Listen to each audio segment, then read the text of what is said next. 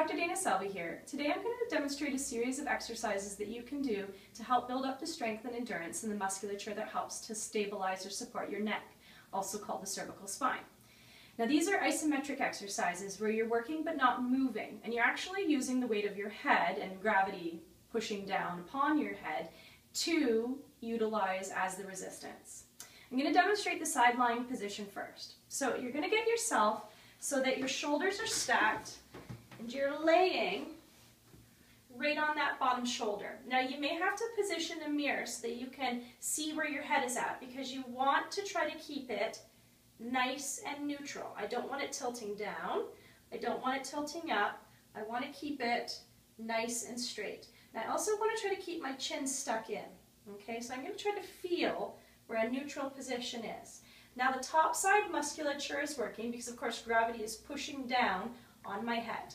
Now I want to hold that as long as I can with good form, trying to maintain a nice still position. Remember, keep that chin tucked in a bit as you're doing this.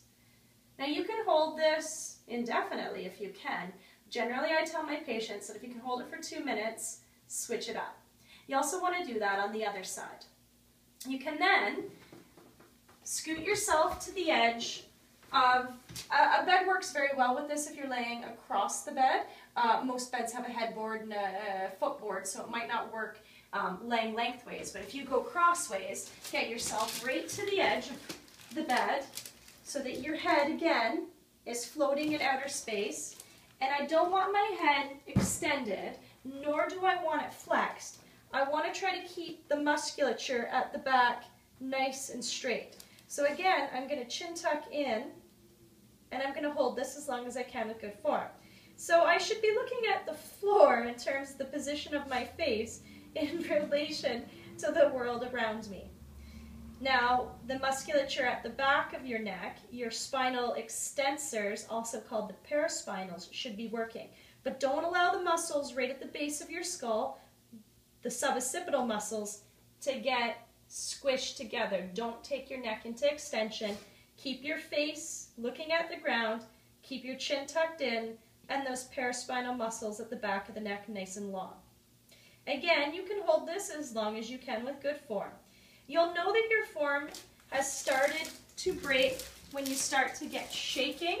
If you see your muscles start to quiver, or if it starts to hurt, that's also an indication that you're going to be breaking your form. So that's side and the back. Now's the kicker. We're going to work the muscles on the front of the neck, specifically the deep neck flexors, which are very important for neck or cervical spinal stability. So now I'm going to lay on my back. And again, I'm going to get myself to the edge of whatever it is I'm laying on. And I want to maintain that good strong chin tuck. And I want to try to keep my neck nice and long. I don't want my chin flexed forward. I don't want my head extended back. I want a nice straight neck, and I want to pull that chin in. Now this is a very difficult position to hold. Anybody who has had a neck injury, for example a whiplash injury, these muscles can very much get affected by that injury. You may not be able to hold this position for very long. Now I feel a lot of tension in the front of the neck, and I also start to feel some referral go up into the side of my head. So if that becomes too intense due to pain, or if you start to get quivery, or if you start to have to pull your chin in to maintain that position, you're losing your good form. So you may find that you can hold the side positions and the position laying on your stomach quite a little bit longer than you can hold the position laying on your back.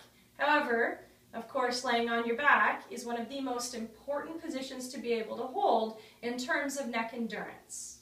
If you do have any questions, leave a comment below and I will answer that.